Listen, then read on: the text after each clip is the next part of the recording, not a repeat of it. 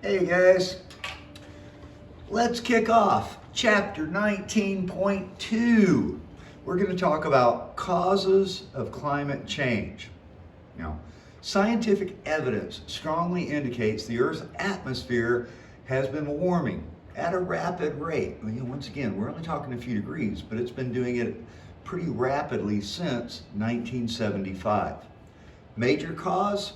Human activities, especially burning of fossil fuels and deforestation. Let's see, we take out the trees, they can't scrub out the CO2. So we're releasing more CO2s than ever, and we're doing more to remove the CO2 scrubbing trees, plants from the land, whether it's for agriculture, building big cities, strip mining, you name it. Let's look at the climate change and just the natural greenhouse effect. Now, the greenhouse gases, for the most part, water vapor, we're going to focus on the human ones, but water vapor is one, carbon dioxide, nitrous oxide, methane. These absorb the heat and re-radiate it back into the earth. These gases are what keep the planet warm. Without the greenhouse effect, the earth is too cold and it would be uninhabitable. Our average temperature is around 15 degrees. For most of you in the United States, that's around 58 degrees. This is our average temperature around the planet, everything averaged in. Without it, it's too cold and the average drops down and everything remains more frozen. We have to have the greenhouse effect. Without it, we're uninhabitable. And the atmospheric concentration of CO2 is really the key role in determining the average temperature of the atmosphere. Water vapor is doing its part of the water cycle. CO2 really winds up being the one that is key that we look at. Now, if you look at the chart I'm putting up back here, two different sides of it. So we're going to look at carbon dioxide, nitrous oxide, and methane. These are the ones that humans release by burning fossil fuels and agriculture, other means. On the left-hand side, this is its atmospheric lifetime. A nitrous oxide molecule gets created. A lot of times this is car exhaust, but also burning of coal, fossil fuels in general. It has a lifetime of about 114 years before it's scrubbed out of the atmosphere. Changes molecularly in some shape, form, or fashion, whether this is the nitrite cycle running its thing or anything else. Then we have carbon dioxide. Carbon dioxide has an average of about 100 years. It varies anywhere from 50 to 200 years. You're out breathing in the forest and the carbon dioxide might make its way into a tree and get scrubbed out fairly quickly. Something burning from a smokestack in a city goes high up into the atmosphere and may remain there for a very long time before eventually getting scrubbed out by a plant of some kind. Anyway, around 100 years. Methane has a lifespan of about 12 years, CH4, before it winds up breaking apart or forming into something else, no longer being methane. On the right-hand side, this is its atmospheric warming potential based on a CO2 standard, a carbon dioxide standard. So down at the very bottom, carbon dioxide has a warming potential of 1. And then moving up, methane has a carbon dioxide warming potential of 34. In other words, it's 30 times more powerful at re-releasing the gas, but note nitrous oxide, 300 times. Nitrous oxide, 300 times more powerful, and it exists up in the atmosphere for 114 years. So it really is a very powerful greenhouse gas, able to do a lot of re-radiating of heat over and over and over and over. So that happens every evening. We need to look at the past and current climate change because yes, obviously the Earth has gone through climate changes in the past, glacial and interglacial periods. Well, how do we know what things were way in the past? Well, the picture here is people looking at an ice core. Now, out in Russia, Kovstok, they've been doing ice core samples for years up in the Arctic Circle. We have some of the oldest go all the way back 800,000 years because we're just drilling down, and it's just, the layers upon layers upon layers upon layers. Well, it's been ice there for a really long time up in the Arctic Circle. So we have 800,000 years of data where we can pull out an area, melt it, see the carbon dioxide content, what the Earth was 1,000 years ago, 2,000 years ago, 800,000 years ago, and get an idea for what our carbon dioxide content was, because there's all kind of natural reasons for it to go up, volcanic eruptions, all sorts of things. We can look at buried pollen grains that we find, again, kind of fossil record, if you will. Tree rings, we can look at tree rings and go back and date and pull data out of what was occurring. Layers of coral reefs grow at a set pace, and we can go back and look at the layers of the coral reef and pull out, and once again, extrapolate carbon dioxide on them.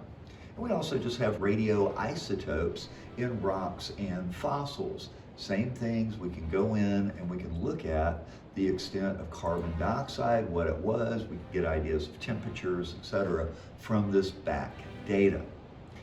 Human activities and our current atmospheric warming. We can't get away that human activities are part of it. Without human activity, there's normal fluctuation, but at this point we're adding to it.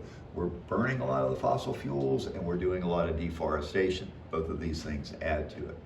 Well, since the Industrial Revolution, say the 1800s, early 1800s, different people may put a beginning date slightly different. We just talk about from the early 1800s on.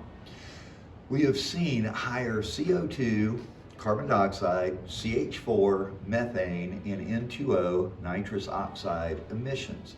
The main sources, agriculture, especially with methane, deforestation, and burning of fossil fuels. Once again, you go back 10,000 years, we had the agricultural revolution, so some of it could even begin at this point. Now, the chart, if you look up back here, one is in kind of blue at the top and the other is in yellow, if you will. Now, this is years before the present. So at the very far right-hand side where it says 0, that would be present day. Now for this date, it was probably 2018, but we're looking at a graph going back 400,000 years. A couple of years, you can't tell the difference.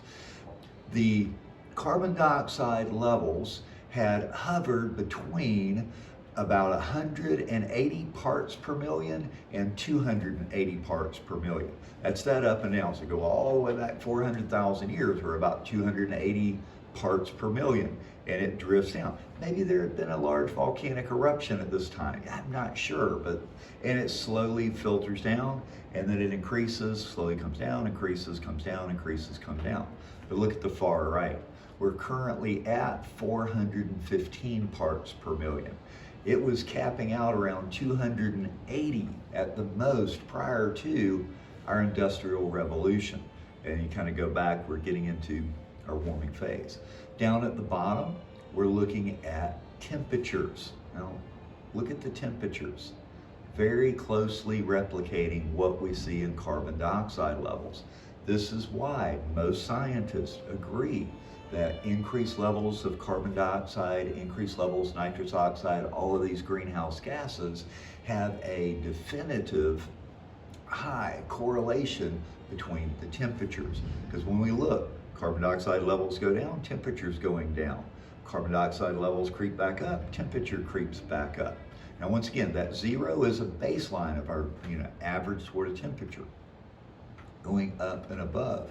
But as you can see, towards the end of that thing, we're going up and we're staying up. This is just a direct look at our data. The pie chart back here is showing the various things that contribute to climate change. Electricity and heat, 25%, agriculture, around 24%, industry, transportation, buildings, and then other just various things that get thrown in as well.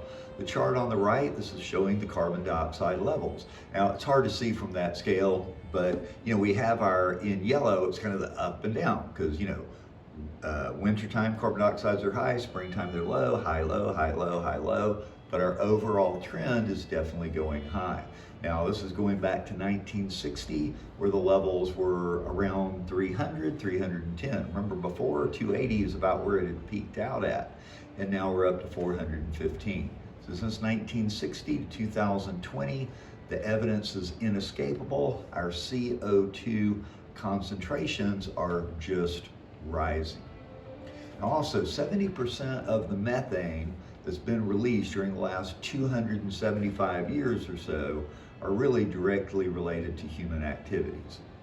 Mainly a lot of recent rise by livestock. We're raising more livestock. We have more animals out, cows, sheep, pigs, than we ever have before.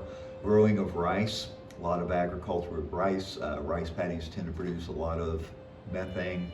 And then natural gas production. We're digging down, pulling the natural gas up, and some of it leaks out. You know, every time you turn your stove on, a little bit leaks out before you light it. You know, lots of other reasons for it. Leaky coal mines, methane comes out from the coal mines. Our landfills, methane is a natural gas. When things rot, it releases methane.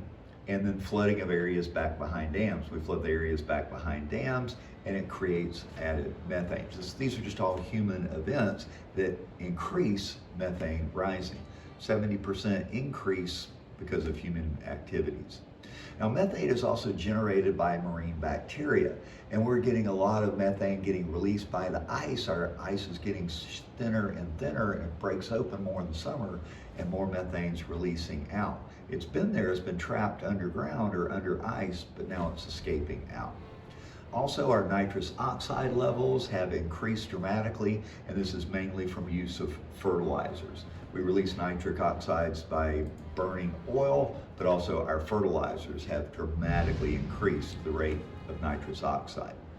Now let's talk about a carbon footprint. We've talked about an environmental footprint, we've talked about a water footprint. Well, a carbon footprint. This can be talked about as a country, a nation's carbon footprint, a region's carbon footprint, a city's carbon footprint, or even an individual, and we'll talk about it per capita. So we can look at what is our country's carbon footprint, and then we can also break it down by a per capita, per person living in the country, what we want to look at. Now, China has the largest national carbon footprint, just as a country, produce the most, and that's not shocking. They have the most people in the planet, so having the largest footprint isn't. However, the United States by far has one of the largest per capita carbon footprints. 330 million people versus almost 1.2 billion people in China. They have a lot more people, so their overall carbon footprint is bigger, but we're 1/3 the size population, but our per capita is much larger. So if you take a look at the graph back here, that's what we're looking at. Now the very, very top one, as it says, is world. This is the world's carbon footprint in million metric tons of CO2 released, 32.1. And then the yellow is the per capita. So if we take the whole world and then we average it down per person, it winds up being a 4.3 metric tons per person generated in a year. Because you're driving your car, you know, all the various things that we do adds to the carbon footprint. So China, 9.4, the largest overall. US is second with a 5.0. But look at the per person, the per capita. China, 6.6. America, 15.5. We're number one. Yeah, but this is not a good thing to be number one over. Russia, 10.2. Japan, once again, notice the developed or the more developed countries, the US, Russia, Japan, Germany, South Korea, a much higher per person. Once again, it comes down to this using of resources. The less developed countries need to do what they can to get population under their check. The more developed countries need to do what we can to get our consumption under check. Now, energy of the sun, the role of the sun in our current. You know, the sun is where the energy comes from. It all really originates there. That's what's warming the planet up by and large. The greenhouse gases are just re-radiating it. So what role does the sun play?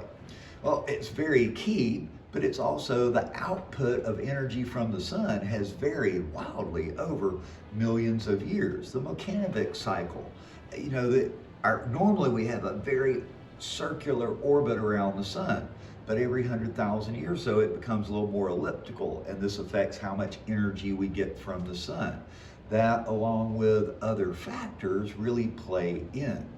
However, when we look at all of those factors and with it, the atmospheric warming is not due to an increase in the sun's energy right now. When we're looking at this from 1975 on, for the last few decades, we've actually been getting a little less energy from the sun, not more.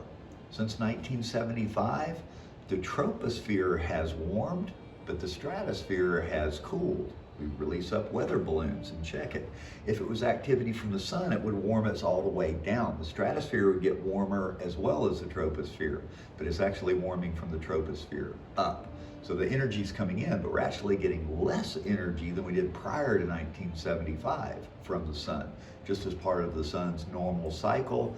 We can't attribute it to extrasolar activity. It's actually the other way around. Solar activity is less, but our human activities are what's causing the warm up in the troposphere. What's the effect of the ocean? Well, the ocean covering 71% of the Earth, right? Well, it's absorbing a lot of CO2. It gets stored as carbon compounds in the ocean. It just dissolves into the ocean, and then shells pull it out of the ocean to make their calcium carbonate shells. Coral reefs are pulling out of the ocean to make their calcium carbonate coral reef shells, etc. It winds up getting buried in the bottom as sediments and stored there for a long time. And the ocean also absorbs heat from the lower atmosphere. And about 90% of our excess atmospheric heat has been absorbed into the ocean. It warms up and the ocean absorbs it and warms it up. So the ocean is doing both. It's absorbing CO2 from the atmosphere to pull some of it out, and it's also absorbing heat from the atmosphere to pull it out. But its ability to absorb CO2 decreases as the temperature rises. As the oceans get warmer, the CO2 is much easier to bubble out of it, just like a soda. You set a soda down when it's cold, it doesn't bubble out as much. The warmer it gets, the carbon dioxide escapes out. It evaporates out of it much quicker. So a warmer ocean can't hold as much CO2. Also, with the rising CO2 levels, more of it does absorb in the ocean, and this increases its acidity. And the acidification of the ocean causes a lot of harmful effects on all of the various marine ecosystems that are out there. We can track that for all kinds of things. What about cloud cover? Well, if we wind up getting warmer and it creates more water vapor, more clouds in the sky, that acts like as a shade. And it can. Warmer temperatures do create more clouds. Now the thick, low altitude cumulus clouds actually decrease the surface temperature. Now once again, you know what it's like. If it's a cloudy day, you get under the shade, it's a little cooler. However, the very thin cirrus clouds at really high altitudes increase the surface temperature. What we're really seeing is the net effect of cloud cover. The changes, they're likely to increase atmospheric warming. As it warms up, we're getting more arid, not more humid, and it's not playing in our favor. Clouds do affect a role, but that's what we mean. The big white puffy clouds, they decrease it, but the thin wispy cirrus clouds really do not and tend to cause warming. So it depends on the type of cloud cover, where it is, lots of various effects, but we're not likely to get a big benefit from clouds offsetting it, even though they do reflect more light, etc. We just haven't seen a big enough change. Now, effects of outdoor air pollution on our atmospheric warming. Well, aerosols can play some into this, like our hairspray, right? Or anything I'm spraying. Aerosols release chemicals out in, and these get released, and they also just can get formed in the troposphere as well. Volcanic eruptions, as well as human activities, all are releasing pollutants right into the atmosphere. Now these can either hinder or they can enhance the greenhouse effect, depending on their size and their reflectivity. Sulfate particles tend to be lighter in color and they tend to reflect incoming sunlight, which gives us a bit of a cooling effect. However, soot particles, like burning and you get the soot like from coal or our oil produces that, these tend to be darker and they tend to warm the atmosphere. So there can be a cooling effect with the particles in the air if they're reflecting it, but there's a warming effect if they're absorbing it. So it kind of depends on their color and all of this stuff. Well guys, that kind of wraps it up for the basic causes, what is doing it.